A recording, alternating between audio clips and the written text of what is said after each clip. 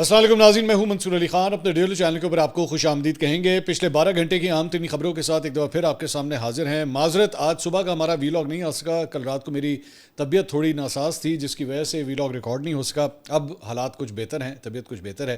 ایک دفعہ پھر آپ کے سامنے حاضر ہیں. آپ سے درخواست کے چینل کو سبسکرائب کرنا مت بھولیے گا، بیل آئکن پریس کیجیے. اگر آپ کو ویڈیو پسند آئے اسے لائک اور شیئر ضرور کیجیے گا، اور پلیز چینل کو ضرور سبسکرائب کیا کریں، اس سے ہمیں بہت مدد ملتی ہے. اچھا جی، میرے خیال میں پاکستان کی آج سب سے بڑی سٹوری جو ہر پاکستانی ٹیلی ویژن چینل کی اس وقت زینت بنی ہوئی ہے اور جس سے بہت ڈسکس کیا جا رہا ہے. میں پہلے یہ سٹوری ذرا آپ کے ساتھ شیئر کروں گا. ظاہری بات ہے آپ کو پتہ تو لگے کہ اس سٹوری میں ایکچولی ہے کیا. اس کے بعد ذرا اس پہ اپنا تجزیہ دینا چاہوں گا، اور میرا تجزیہ جو ہے وہ کافی مختلف ہوگا. کوشش ہوگی کہ بیلنسڈ ہو اور بلا وجہ جو ہے وہ کسی کی تضحیک نہ کی جائے. یہ بہت امپورٹنٹ بات ہے. بیسکلی بات یہ ہے کہ اوون بینٹ جونز جو کہ ایک بڑے مشہور برطانوی صحافی ہیں اور ریلیف پریزنٹر ہیں نیوز آر کے، بی بی سی کے اوپر جو ہے اپنا پروگرام کرتے رہے ہیں، اور بی بی سی کے جو ہے کورسپونڈنٹ بھی رہے ہوئے ہیں، اور پوری دنیا سے جو ہے وہ اکثر اوقات خبریں جو ہیں وہ دیتے رہے ہیں. مطلب جانا مانا نام ہے جرنلزم کا، یہ بھی میں آپ کو پہلے بتا دوں. انہوں نے بیسکلی یہ سٹوری جو ہے وہ دی ہے. دی اکانومسٹ کے اندر جو ہے وہ یہ شائع ہوئی ہے. یہ بھی ذہن میں رکھیے گا، دی اکانومسٹ جو ہے وہ ایک ایسا جریدہ ہے جس کی عمران خان صاحب خود بھی بڑی عزت کرتے ہیں. اور مجھے یاد ہے آج بھی، کیونکہ ہمیں کئی سال ہو گئے انہیں کور کرتے ہوئے، تو وہ اکثر اوقات اپنی سپیچز میں، اپنی پریس میڈیا بریفنگ میں یا انٹرویوز کے اندر دی اکانومسٹ کو جو ہے وہ بڑا ایک معتبر قسم کا میگزین جو ہے وہ سمجھتے آئے ہیں. سو اس لیے صحافی کون ہے، جریدہ کون سا ہے، یہ آپ کے لیے جاننا جو ہے بہت ضروری تھا.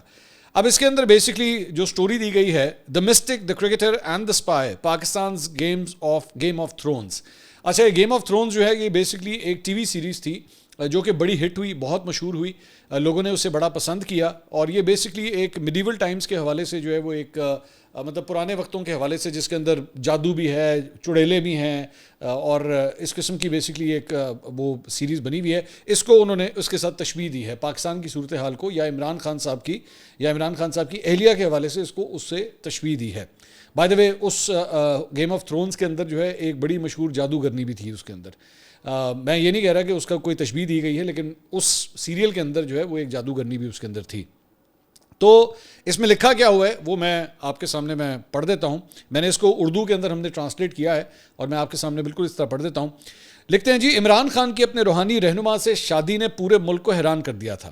اب وہ اس فیصلے میں اہم کردار ادا کر سکتی ہیں کہ آیا وہ دوبارہ اقتدار میں آتے ہیں یا جیل میں ہی رہتے ہیں. خان کا تعارف بشرا بی بی سے ان کی بڑی بہن مریم نے کرایا تھا. مریم وٹو کی بات ہو رہی ہے. بشرا بی بی ابتدا میں خان سے بات کرنے میں ہچکچا رہی تھی. ان کا کہنا تھا کہ وہ خاندان کے مردوں کے علاوہ کسی سے نہیں ملتی، مگر آخر کار وہ فون پر مشورہ دینے کے لیے تیار ہو گئیں، اور بس وہیں سے سب کچھ شروع ہوا. یہ فون کالیں رات بھر گھنٹوں چلتی رہتی. آخر کار یہ کالیں ملاقاتوں میں بدل گئیں. بشرا بی بی کے شوہر خاور مانیکا ابتدا میں خوش تھے. مانیکا کے مطابق ان کی بیوی نے خان کو بتایا کہ انہوں نے مستقبل میں دیکھا ہے کہ اگر وہ دونوں شادی کر لیں تو خان وزیر اعظم بن جائیں گے. بشرا بی بی نے اس بات کی البتہ تردید کی ہے.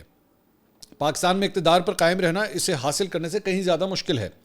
اب خان ایک دوراہے پر ہیں، اپنے اصولوں پر قائم رہ کر جیل میں رہیں یا ریاستی اداروں کے بارے میں کوئی نرم بات کہہ کر رہائی حاصل کریں، اور ممکن ہے ان کی جماعت کو دوبارہ حکومت مل جائے. خان کے دوست کہتے ہیں کہ ان کی سادگی نے بشرا بی بی کو اتنا طاقتور بننے دیا. دوسرے لوگ اس جانب اشارہ کرتے ہیں کہ پاکستانی سیاست میں غداری، سازشیں اور خفیہ ایجنڈے ہمیشہ کردار ادا کرتے ہیں. دونوں باتوں میں وزن ہے. خان خاندان کے درجن بھر قریبی ساتھیوں اور عسکری اسٹیبلشمنٹ کی اہم شخصیات سے ہونے والی گفتگو سے ایک بات واضح ہوتی ہے. اس کا مطلب ہے کہ یہ جو جرنلسٹ ہیں انہوں نے خان صاحب کے رشتہ داروں سے بھی گفتگو کی ہے اور اسٹیبلشمنٹ کے لوگوں سے بھی گفتگو کی ہے. لکھتے ہیں جی کہ ایک بات واضح ہوتی ہے، بشرا بی بی کی کہانی پاکستان کی بہت سی کہانیوں کی طرح بظاہر دکھائی دینے سے کہیں زیادہ پیچیدہ ہے. جو لوگ عمران خان کو ان کی جوانی سے جانتے ہیں ان کے مطابق وہ نسبتاً آزاد ماحول والی تقریبات میں شریک ہوتی تھیں. مریم اس بات کی سختی سے تردید کرتی ہیں کہ ان کی بہن نے جوانی میں آزادانہ طرز زندگی اختیار کیا تھا. بشرا بی بی دیہی علاقوں میں رشتہ داروں سے ملنے جاتی تھی تو وہ دوپٹہ پہننے سے انکار کرتی تھیں، جو کہ پاکستانی خواتین کے لیے روایتی لباس کا حصہ سمجھا جاتا ہے. ایک سابق دیہاتی پڑوسی کے مطابق وہ بہت زیادہ ماڈرن تھی. اپنی 20 کی دہائی کے آخر تک بشرا بی بی ایک پیر بننے کے راستے پر تھیں. ان کا سرکل بہت چھوٹا تھا جو دوستوں اور خاندان کے قریبی حلقے کو مشورے دیتی تھی. پاکستانی سیاست میں ایک نیٹ فلکس سیریز جیسی ڈرامائی کیفیت ہے. یہاں بغاوتیں، قتل، جہادی حملے، سڑکیں بند کر دینے والے احتجاج، قبائلی بغاوتیں اور کبھی کبھار ایٹمی جنگ کے خدشات موجود رہتے ہیں. مسعود چشتی جو بچپن سے خان کو جانتے ہیں اور آج بھی ان کے قریب ہیں، ان کا کہنا ہے کہ دوست پریشان تھے۔ ان کا کہنا ہے کہ بشریٰ بی بی کا ساتھ عمران خان کے لیے بہت بہتر تھا، وہ بہت سادہ لوح اور مردم شناس نہیں۔ یہ تو خان صاحب کے بارے میں کئی لوگ کہتے ہیں کہ وہ واقعی مردم شناس نہیں ہے۔ سلمان احمد، ایک اور پرانے دوست نے کہا، یہ سلمان احمد وہ جنون والے سلمان احمد جو آج کل امریکہ میں ہوتے ہیں، جن کو پی ٹی آئی سے جو ہے وہ نکال دیا گیا ہوا ہے، ان کو کوٹ کرتے ہوئے لکھا گیا ہے جی، وہ عمران خان اس صوفی دائرے سے آگے دیکھ ہی نہیں پاتا جو بشریٰ بی بی اپنے گرد بنا کے رکھتی ہے۔ یہی عمران خان کی سب سے بڑی کمزوری ہے۔ محمد سفیر جو خان صاحب کے ڈرائیور تھے، وہ بشریٰ بی بی کی آمد سے بے چین تھے۔ وہ کئی دہائیوں سے خان کے ساتھ کام کر رہے تھے اور اپنے باس کے رومانوی فیصلوں سے محتاط رہنے لگے تھے۔ وہ دعویٰ کرتے ہیں کہ انہوں نے فوراً سمجھ لیا تھا کہ ریحام سے خان کی دوسری شادی ایک غلطی ہے اور انہوں نے انہیں یہی کہا تھا۔ مگر یہ نئی بیوی جو تہماتی طریقوں سے پر اصرار کرتی تھیں، انہیں اس سے بھی زیادہ غیر موزوں لگیں۔ انہوں نے کہا کہ میں نے اسے بتایا تھا کہ اس بار اس نے بہت بڑی سپر غلطی کی ہے۔ ایک قریبی رشتہ دار نے جہانگیر ترین کو بتایا کہ بشریٰ بی بی کالا جادو کر رہی ہیں۔ میں نے اسے بتایا کہ وہ یہ سب عمل اس لیے کر رہی ہیں تاکہ کچھ روحانی طاقتیں حاصل کر لے اور لوگ اس پر اثر ڈال سکیں۔ سفیر جو خان کے ڈرائیور تھے کہتے ہیں کہ جیسے ہی بشریٰ بی بی خان کے گھر منتقل ہوئیں، انہیں 1.25 کلو بیف خریدنے کا کہا گیا۔ سفیر کے مطابق یہ گوشت پھر چھت پر پھینک دیا جاتا تاکہ پرندے اسے کھا لیں۔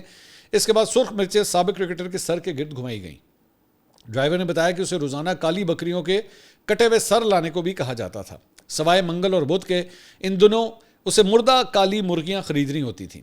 وہ یہ چیزیں صبح 10 یا 11 بجے بشریٰ کی ملازموں کے حوالے کرتا اور دوپہر میں باقیات واپس آتی۔ ساتھ ہدایت یہ ہوتی کہ انہیں قبرستان میں چھوڑ دیا جائے۔ اون چودھری جو خان کے سیاسی مشیر تھے، اور اب آپ جانتے ہیں کہ وہ خان صاحب کے ساتھ اب منسلک نہیں ہیں، وہ اور علیم خان جو ہیں الگ ہو چکے ہیں، طویل عرصے سے ان کے ساتھ کام کر رہے تھے اور فطری طور پر توقع رکھتے تھے کہ وہ وزیر اعظم کی حلف برداری میں موجود ہوں گے۔ مگر تقریب سے چند گھنٹے پہلے خان نے انہیں پیغام بھیجا۔ پیغام میں لکھا تھا، بشریٰ بی بی نے کل رات ایک خواب دیکھا ہے، وہ مجھے نہیں بتاتی کہ خواب کیا ہے، مگر کہتی ہیں کہ اگر آپ کل تقریب میں ہوں گے تو وہ نہیں جا سکتی۔ مجھے افسوس ہے کیونکہ آپ نے 6 سال تک میرا وفاداری سے ساتھ دیا۔ اگلے دن انہیں برطرف کر دیا گیا۔ اون چودھری کو یہ میسج ایکچولی جو ہے وہ بھیجا گیا تھا، اور یہ میسج میں نے خود بھی پڑھا ہوا ہے۔ یہ اون چودھری نے اپنے فون پہ مجھے خان صاحب کے میسج خود بھی پڑھایا ہوا ہے، تو یہ بات بالکل درست ہے کہ واقعی خان صاحب کو اسی طرح یہ میسج بھیجا گیا تھا۔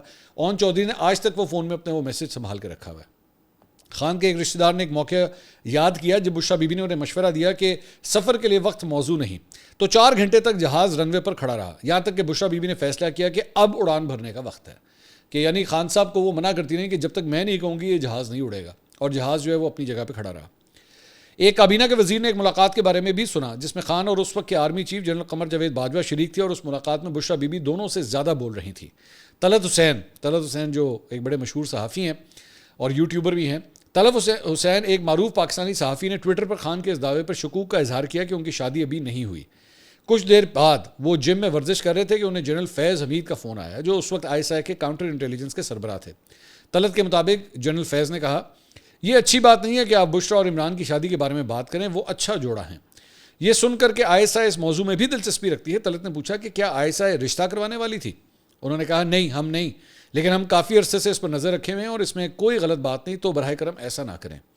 روایت یہ ہے کہ ISI نے اپنے ایک افسر کو بشریٰ بی بی کے ایک پیر تک پیغام پہنچانے کے لیے مقرر کیا تھا، جو یہ بات انہیں بتاتا اور وہ آگے خان تک پہنچاتی۔ مطلب وہ جو بابا تھا وہ ISI نے فٹ کیا ہوا تھا، اور اس کے وہ بابا جو ہے وہ بشریٰ بی بی کو بتاتا تھا، اور بشریٰ بی بی جو ہے، اور وہ بیسکلی وہ جو بابا تھا اس کے پاس ساری انفارمیشن کریکٹ ہوتی تھی اور ISI اسے فیڈ کرتی تھی۔ یہ بیسکلی اس میں کہا گیا ہے، اور وہ بابا بشریٰ بی بی کو بتاتا تھا اور بشریٰ بی بی خان صاحب کو بتاتی تھی، اور چیزیں بالکل وہی ہوتی تھی جو انہوں نے بتائی ہوتی تھیں۔ تو آگے لکھتے ہیں جی، چونکہ ISI کے پاس مخبروں کا وسیع نیٹ ورک ہے اور ٹیلی فون کالیں سننے کی صلاحیت بھی، لہٰذا اسے اکثر پہلے سے معلوم ہوتا تھا کہ پاکستان میں کیا ہونے والا ہے۔ افواہوں کے مطابق افسر مثال کے طور پہ بشریٰ بی بی کے کسی پیر کو پہلے سے بتا دیتا کہ کون سا سیاستدان گرفتار ہونے والا ہے، پھر بشریٰ بی بی خان کو بتاتی کہ انہیں مستقبل کے بارے میں روحانی اطلاع مل رہی ہے۔ وہ بیسکلی سٹوری میں یہ ہے کہ جی جیسے ان کو جو ہے وہ کوئی روحانی جو ہے وہ انفارمیشن مل رہی ہے، وہ یہ نہیں بتاتی تھی کہ مجھے انفارمیشن کہاں سے رہی ہے۔ تو افواہوں کے مطابق افسر مثال کے طور پہ بشریٰ بی بی کے کسی پیر کو پہلے سے بتا دیتا کہ کون سا سیاستدان گرفتار ہونے والا ہے، پھر بشریٰ بی بی خان کو بتاتی کہ انہیں مستقبل کے بارے میں روحانی اطلاع ملی ہے۔ جب پیشگوئی کے مطابق واقعہ پیش آتا تو خان اپنی بیوی کی بصیرت پر حیران ہو جاتے اور سمجھتے کہ واقعی ان کا خدا سے براہ راست رابطہ ہے۔ فیصل واڈا کے مطابق فیض معلومات لے کر آتا، پھر وہ تفصیل بشریٰ بی بی کو دیتا اور وہ خان سے کہتی کہ انہیں خواب میں روحانی طریقے سے یہ علم ہوا ہے۔ خان کی کابینہ کے ایک سابق وزیر نے کہا، باجوہ ہمیشہ اس کے بارے میں بھرم رہتا تھا، کہتی ہے وہ کالا جادو کرتی ہے. جنرل باجوہ اس لیے ناراض تھے کیونکہ انہیں محسوس ہوتا تھا کہ خان ان کی بات سے زیادہ بشریٰ بی بی کی سنتے ہیں.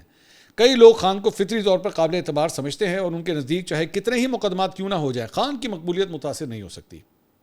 مگر سیاست میں فوج کی مداخلت پر عوامی بے چینی بڑھ رہی ہے اور ایک ممتاز مورخ کے الفاظ میں خان اب بھی ایک مورل سوورن سمجھے جاتے ہیں. اب یہ جو بیسکلی پوری اوون بینٹ جونز کی جو پوری سٹوری آئی ہے اس کے بعد ظاہری بات ہے سوشل میڈیا کے اوپر ایک کوہرام مچ گیا ہے. پی ٹی آئی کے جو کارکن ہیں, پی ٹی آئی کے جو سپورٹر ہیں اور جو رہنما ہیں وہ اس کو ڈیفینڈ کر رہے ہیں, بلکہ وہ یہاں تک کہہ رہے ہیں کہ جی یہ تضحیق کی گئی ہے. As a matter of fact اس کے اوپر جو چیئرمین ہے پاکستان تحریک انصاف کے بیرسٹر گوہر علی خان, انہوں نے کہا ہے کہ جی ہم اس کے خلاف جو ہے وہ قانونی کارروائی کریں گے. انہوں نے اس کا اعلان کیا ہے. انہوں نے کہا کہ یہ آرٹیکل شرانگیز اور جھوٹ پر مبنی ہے. اس آرٹیکل کے خلاف قانونی چارہ جوئی کا حق رکھتے ہیں کر نہیں رہے. یہ دونوں میں فرق ہوتا ہے. قانونی چارہ جوئی کا حق رکھنا یہ بیسکلی تڑی ہوتی ہے کہ ہم کر سکتے ہیں. اب بات یہ ہے کہ وہ ہے اوون بینٹ جونز, وہ یہاں کا کوئی پاکستانی صحافی نہیں ہے جس کو اس طرح کی تڑیاں لگو کے جو ہے وہ آپ بٹھا لیں گے. اس نے جو کچھ لکھا ہے آپ لے جائیں اسے برٹش کورٹ کے اندر لے جائیں اور کہیں کہ جناب یہ دیکھیں اس نے جو ہے وہ ہمارے خلاف یہ چیز لکھی ہے. خیر انہوں نے کہا ایسے ہتھ کنڈوں سے بشریٰ بی بی کو نہیں توڑا جا سکے گا. اس وقت جب وہ جیل میں ہیں اس قسم کے آرٹیکل کے آنے کی ہم مذمت کرتے ہیں. اس قسم کے آرٹیکل سپانسرڈ ہوتے ہیں اور ہم قانونی چارہ جوئی کریں گے. اس آرٹیکل کا مقصد بشریٰ بی بی اور عمران خان کی کردار کشی ہے. بشریٰ بی بی بہادری کے ساتھ اور اہلیہ ہونے کی وجہ سے جیل میں ہے. اس آرٹیکل کا مقصد بشریٰ بی بی کی کردار کشی کرنا ہے. انہوں نے کہا کہ اس سے قبل بھی عدت جیسے گھٹیا الزامات لگائے گئے جس سے وہ بری ہوئی. عدت جیسے الزامات جھوٹے ثابت ہوئے. یہ بھی من گھڑت کہانی ہے اور ظاہری بات ہے اس کے اوپر جو ہے وہ جو حکومتی حلقے ہیں, مثال کے طور پہ ازما بخاری صاحبہ جو وزیر اطلاعات ہیں پنجاب کی, ان کا یہ فیوریٹ ٹاپک ہے. وہ ماضی میں بھی جو ہے کئی دفعہ اس کے اوپر کامنٹ کر چکی ہیں. تو وہ فرماتی ہیں کہ جی جریدے کی بشریٰ بی بی پر رپورٹ 100% درست اور حقائق کے مطابق ہے. اے والی جڑی انہوں نے سانوں بڑی چنگی لگی ہے. برٹش جریدوں کے اندر جو ہے جب نواز شریف صاحب یا شہباز شریف صاحب کے اوپر کچھ لکھا جاتا ہے وہ ٹھیک نہیں ہے, اے سارا کچھ ٹھیک ہے. انہوں نے کہا کہ جی بانی پی ٹی آئی کے بعد بشریٰ بی بی کے کارناموں کے چرچے عالمی میڈیا میں ہو رہے ہیں. رپورٹ نے جعلی پیر خانے اور روحانیت میں چھپی شیطانیت سے پردہ اٹھایا ہے. انہوں نے کہا پنکی گوگی کوچ اور بزدار نے مل کر بانی پی ٹی آئی کو 4 سال ڈگڈگی پر نچایا. جادو ٹونے سے جعلی پیر خانے چلتے ہیں, ملک اور معیشت نہیں چلتے. عطا اللہ تارڑ نے کہا جی پی ٹی آئی دور حکومت میں اہم فیصلے عمران خان کی اہلیہ بشریٰ بی بی کے کہنے پر کیے جاتے تھے. عثمان بزدار کو وزیر اعلیٰ پنجاب بنانے کا فیصلہ بھی بشریٰ بی بی کے کہنے پر کیا گیا تھا. یہ کون سی دین کی تعلیم تھی جس کا ذکر جریدے میں ہوا ہے. تو یہ جناب اس کا لب لباب ہے. اور عالیہ حمزہ صاحبہ نے بھی اس سے ٹویٹ کیا. انہوں نے کہا جی جس طرح کی تذلیل پی ٹی آئی کی خواتین اور خاص طور پر وزیر اعظم کے خاندان کی خواتین کی ہوئی ہے اس رجیم میں ہوئی ہے اس کی مثال نہیں ملتی. جو وفا بی بی صاحبہ نے وزیر اعظم خان سے نبھائی ہے اس کی بھی مثال نہیں ملتی. اچھا اب اس کے اوپر میرا فرض تھا کہ یہ سٹوری آئی ہوئی اور چونکہ ہر جگہ ڈسکس ہو رہی ہے تو میں نے اس لیے صرف آپ کے سامنے پڑھی ہے. آپ جانتے ہیں کہ میں کبھی بھی اس قسم کی چیزوں کو کبھی بھی نہ سپورٹ کرتا ہوں اور نہ میں چاہتا ہوں کہ میں کبھی اس قسم کی رپورٹنگ کروں. میں قسم کھا کے بات کہنے کے لیے تیار ہوں. میں آج بہت بڑی بات آپ کے سامنے پہلی دفعہ شاید ہی بولنے لگا ہوں کہ میں قسم کھا کے بات کر رہا ہوں کہ اگر پرائیویٹ معاملات کے حوالے سے آئے نا تو خدا کی قسم میرے پاس ایسی انفارمیشن ہے کہ آپ دنگ رہ جائیں گے, یقین کیجئے. اور میں سٹنگ منسٹرز کے بارے میں بات کر رہا ہوں, میرے پاس ایسی انفارمیشن ہے. لیکن چونکہ وہ پرسنل ڈومین میں آتی ہے تو میں کبھی ان چیزوں کو جو ہے نا میں ڈسکس کرنا نہیں چاہتا. یہ سارا کچھ یہ جو اوون بینٹ جونز نے یہ جو لکھا ہے نا یہ ساری چیزیں یہ پاکستان کے بہت سے یوٹیوبرز, بہت سے لونڈے لپاڑے اور بہت سے چلیں میں صحافی بھی کہہ لیتا ہوں ان کا فیوریٹ مشغلہ رہا ہے اس کو ڈسکس کرنا ان چیزوں کو کہ جی وہ ان کی بیوی نے جو ہے وہ یہ کیا وہ کیا. پاکستان کے کون سے سیاستدان ہیں, پاکستان کے کون سے ایسے سیاستدان ہیں, سابق وزراء اعظم ہیں جو اپنی پیری فقیریوں کے اندر لگے رہے.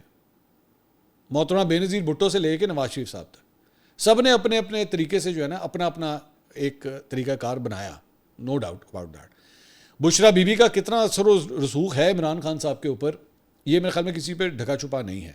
یہ حقیقت ہے کہ عمران خان صاحب نے ان کے محبت میں ان کے پیار میں جو ہے بہت سے فیصلے کیے, بہت سے اپنے پرانے لوگوں کو جو ہے اپنے سے سائڈ لائن کیا, جس میں جہانگیر ترین, اون چودھری اور بھی بہت, عثمان بزدار کا آنا, یہ کہیں نہ کہیں آپ کو بشریٰ بی بی کی چھاپ جو ہے اس میں نظر آتی ہے. لیکن اس کے اوپر کیا یہ صحافت ہے کہ اس کو بیٹھ کے جو ہے وہ پوری طرح لمبی اس پہ ٹرانسمیشنز کی جائیں یا اس کے اوپر بیٹھ کے ایک آج مجھے فرینکلی اسپیکنگ میں آپ کھل کے بتاتا ہوں, مجھے آج پروگرام سے ایک انویٹیشن آیا. مجھے کہا گیا کہ جی آپ اس پروگرام میں شرکت کریں اور ہم آپ سے اس ٹاپک پہ بات کرنا چاہتے ہیں. میں نے انہیں منع کر دیا. میں نے کہا جی آئی ایم سوری, میں پرسنل معاملات کے اوپر میں ڈسکشن نہیں کرتا, یہ میرا شیوا نہیں ہے.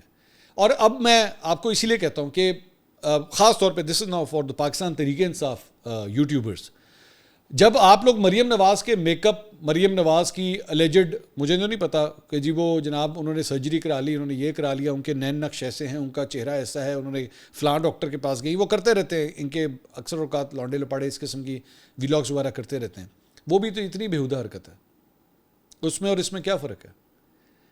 سو اسی لیے، اور معذرت کے ساتھ جو لوگ اس کو بڑا سیلیبریٹ کر رہے ہیں، اور میں اب آ رہا ہوں نون لیگ کی طرف، جو لوگ اس کو بڑا سیلیبریٹ کر رہے ہیں کہ یہ اوون بینٹ جون نے کہتا بھائی جان، تو اس لیے جناب اس کو میں ہمیشہ اس بات پہ میرا بڑا پختہ یقین ہے کہ جو فورن جرنلسٹ ہوتے ہیں نا، آپ یقین کیجئے ان کی سینس آف رپورٹنگ یا انفارمیشن اتنی ویک ہوتی ہے کہ جس کی انتہائی کوئی نہیں۔ میں نہیں جانتا، فرینکلی اسپیکنگ مجھے نہیں پتا کہ ان میں سے کتنی باتیں سچ ہیں یا کتنی باتیں جھوٹ ہیں، لیکن لیول آف جرنلزم بڑا گھٹیا ہے، اور وہ تمام اینکر پرسنز، وہ تمام صحافی جو اس قسم کی چیزوں کو پروموٹ کرتے ہیں یا اس چیزوں کے اوپر جو ہے اپنی صحافت کو چار چاند لگاتے ہیں، شرم کا مقام ہے، کیونکہ بھائی کل کو پھر آپ کی بہن بیٹی ماں کے اوپر جب اس قسم کی باتیں ہوں گی نا، تو پھر چیخیں مت مارنا، کیونکہ ظاہری بات ہے یہ وہ انچارٹڈ ٹیریٹری ہے جس کے اندر آپ گھس رہے ہیں، تو پھر چیخیں مت ماریے گا۔ تو میں جانتا ہوں، ظاہری بات ہے اس وقت آپ، اور میرے خیال میں مجھے کہنے کی ضرورت نہیں، میں عمران خان صاحب کا بہت بڑا ناقد رہا ہوں، ٹھیک ہے، میں بہت بڑا ناقد رہا ہوں، ان کی پالیسیز سے، ان کے سٹائل آف پالیٹکس سے بہت مجھے اختلاف رہا ہے، but always in the ethics of journalism. تو یہ اس قسم کی باتیں کر دینا میری سمجھ سے باہر ہے۔ میں تو بلکہ پاکستان تحریک انصاف کو خود کہوں گا کہ بھائی آپ یہ صرف تڑیاں نہ لگائیے گا، اس کو جا کے واقعی چیلنج کیجیے گا، تاکہ اوون بینٹ جونز جو ہے نا اس معاملے کے ثبوت بھی لے کر آئے۔ اور دوسری بات یہ، نون لیگ جن باتوں کے اوپر چھلانگ لگا رہی ہے کہ جی اوون بینٹ جون نے، گوری چمڑی نے چونکہ کہتا ہے تو وہ صحیح ہونا ہے، تو گوری چمڑی نے تو آپ کے حوالے سے بھی، شریف فیملی کے حوالے سے بھی بہت کچھ کہا ہوا ہے۔ اگر میں وہ آرٹیکل شیئر کرنا چاہوں تو وہ تو ادھر بھی بہت کچھ ہے۔ تو میرا خیال میں it is not worth it, I am sorry to say, but it is not worth it. باقی اب ظاہری بات ہے کیونکہ ہوا مخالفت میں چل رہی ہے، اس وقت عمران خان صاحب کی مخالفت میں ہوا چل رہی ہے نا، تو ہر دراز کھولی جائے گی، ہر کھڈ کھولا جائے گا، ہر لاکر کھولا جائے گا، اے بھی پاؤ، اے بھی گند پاؤ، اے بھی چھوڑ دیو، جو گندا کر سکتے ہو کر لو۔ لیکن یہ پہلے بھی غلط تھا، یہ مریم نواز کے بارے میں ہو، محترمہ بے نظیر بھٹو کے بارے میں ہو، آصفہ بھٹو کے بارے میں ہو، کسی بھی خاتون کے بارے میں ہو، وہ غلط ہے، ٹھیک ہے۔ میرا تو اس کے اوپر میری یہ رائے، آپ اگر اس سے اختلاف کرنا چاہیں آپ سودوا کر سکتے ہیں، آپ اپنی رائے نیچے کامنٹ سیکشن میں دے سکتے ہیں، لیکن معذرت کے ساتھ میرا اختلاف ہے اس کے اوپر، میرے اپنا تجزیہ اس معاملے میں یہ ہے۔ اس کے علاوہ جناب سپریم کورٹ کے ججوں کے حوالے سے تو آپ جانتے ہی ہیں کہ 2 ججوں کی جانب سے آلریڈی استعفے آ چکے ہیں، جسٹس منصور علی شاہ اور جسٹس اطہر من اللہ کے بعد لاہور ہائی کورٹ جسٹس شمس محمود مرزا نے بھی جو ہے اپنے عہدے سے استعفیٰ دے دیا ہے۔ میری چند لائر کمیونٹی کے لوگوں سے میری بات ہوئی، انہوں نے بتایا کہ جسٹس شمس محمود مرزا بڑی رسپیکٹیبل جج ہیں، ان کی بڑی عزت ہے لائر کمیونٹی کے اندر، اور انہوں نے بھی جو ہے یہ 27ویں آئینی ترمیم کے چکر میں جو ہے انہوں نے اپنا استعفیٰ صدر مملکت کو بھجوا دیا ہے۔ وہ اپنے چیمبر میں آئے اور چیمبر خالی کر کے بغیر پروٹوکول جو ہے وہ وہاں سے واپس روانہ ہو گئے۔ 22 مارچ 2014 کو لاہور ہائی کورٹ کے ایڈیشنل جج کی حیثیت سے انہوں نے حلف اٹھایا تھا، اور 2028 میں انہوں نے ریٹائر ہونا تھا۔ سپریم کورٹ جسٹس شمس محمود مرزا سپریم کورٹ کے سابق جج جسٹس ضیاء محمود مرزا کے صاحبزادے ہیں، اور 27ویں آئینی ترمیم کے بعد ان کے بھی تبادلے کا امکان تھا، اور اسی لیے انہوں نے بھی جو ہے اپنے عہدے سے استعفیٰ دے دیا ہے۔ ڈان نے ایکچولی اس کے اوپر ایڈیٹوریل لکھا ہے، وہ میں آپ کے ساتھ شیئر کرنا چاہوں گا، جس کا ہیڈنگ ہے ججز ڈپارٹ۔ وہ لکھتے ہیں جی سپریم کورٹ کے 2 بااصول ججوں نے خاموش ادارے کا حصہ بننے رہنے کے بجائے باعزت طریقے سے الگ ہونے کا فیصلہ کیا ہے۔ یہ غیر متوقع نہیں تھا، شاید ججوں نے سمجھ لیا تھا کہ موجودہ ماحول میں مختلف نتائج کی توقع کرنا بے فائدہ ہے۔ افسوس کہ بہت سے لوگوں کا ماننا ہے کہ قوم کا اخلاقی، سماجی اور سیاسی ضمیر مسلسل زوال کا شکار ہے۔ سینئر جج سید منصور علی شاہ اور جسٹس اطہر من اللہ نے اس وقت شائستگی کے ساتھ استعفیٰ دے دیا جب یہ واضح ہو گیا کہ انتہائی متنازع 27ویں ترمیم کو اب قانون تصور کیا جائے گا۔ دوسرے درجے کے جج بننے کے بجائے ان ججوں نے شاید مناسب سمجھا کہ اپنی عزت و وقار کے ساتھ رخصت ہو جائیں۔ ان پر یہ بات بھی واضح ہو گئی ہوگی کہ جس طرح آئینی بینچ کی تشکیل کی گئی تھی، اسی طرح حکومت نئے نظام کے لیے آزاد خیال اور خود مختار ججوں کا انتخاب کرنے میں کوئی دلچسپی نہیں رکھتی۔ بعض لوگ ان کے فیصلے پر تنقید کر رہے ہیں، یہ پوچھتے ہوئے کہ انہوں نے 26ویں ترمیم کے وقت کیوں استعفیٰ نہیں دیا جس نے 27ویں ترمیم کی بنیاد رکھی تھی۔ جج اس کا جواب شاید بعد میں دیں، مگر یہ نہیں کہا جا سکتا کہ انہوں نے اپنے ادارے کے اندر رہ کر تبدیلی لانے کی کوشش نہیں کی۔ وقت کے ساتھ یہ بات واضح ہو گئی ہے کہ موجودہ سیٹ اپ پر کوئی اصول نافذ نہیں ہوتا، اصولوں کے بغیر کوئی بھی تبدیلی ممکن نہیں۔ 27ویں ترمیم تو ایسے ججوں کے لیے دروازہ بند کرنے کے لیے ہی لائی گئی تھی۔ طاقتور حلقوں کی جانب سے عدلیہ کو تابع کرنے کی یہ پہلی کوشش نہیں مگر پہلی بار کسی سویلین حکومت نے اتنی بھرپور معاونت کی ہے۔ وہ عناصر جو کل تک عوام کی مرضی کی بالادستی کے گن گاتے نہیں تھکتے تھے، ان کی طرف سے جمہوری اصولوں کے لیے جرأت اور کمٹمنٹ کی اس شدید کمی نے ہمارے سیاسی نظام کی منافقت کو بے نقاب کر دیا ہے۔ منصفانہ طرز حکمرانی کے تصور پر اس کے سنگین نتائج برآمد ہوں گے اور یہ بات یقینی ہے۔ تو ڈان نے جو ہے بڑا زبردست قسم کا ایڈیٹوریل جو ہے اس ٹاپک کے اوپر لکھا ہے۔ خبریں ہمارے پاس اور بھی ہیں، ٹائم کافی ہو گیا، انشاءاللہ اگلے ویلاگ میں اسے کور کریں گے۔ اللہ حافظ۔